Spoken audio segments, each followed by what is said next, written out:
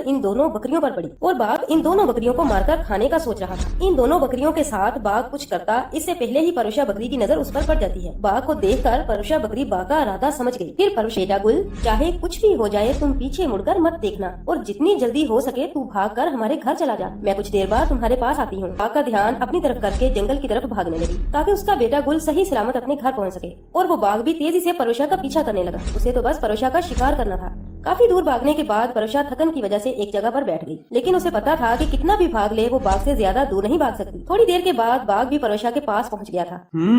तुझे क्या लगा कि तू मुझसे ज्यादा तेज भाग पाएगी? चाहे तू कितना भी भाग ले पर मुझसे तेज नहीं दौड़ पाएगी। आज तो तेरा मरना पक्का है। तुझे क्या लगता है कि तू अपनी जान की कुर्बानी देकर अपने बेटे को बचा पाएगी? नहीं, तुझे मारकर खाने के बाद तुम्हारे बेटे को भी मारकर खा जाऊंगा। देखता हूँ आज तुम दोनों को कौन बचाता है। नहीं बाघ भैया, ऐसा मत करो। मुझे पता है कि तुम मुझे मारकर खा जाओगे, इसीलिए मैंने जानबूझकर अपने बेटे को घर भेज दिया। अगर तुम मेरे बेटे को छोड़ दो तो ये तुम्हारा एहसान होगा, भले ही तुम मुझे मारकर खा जाओ।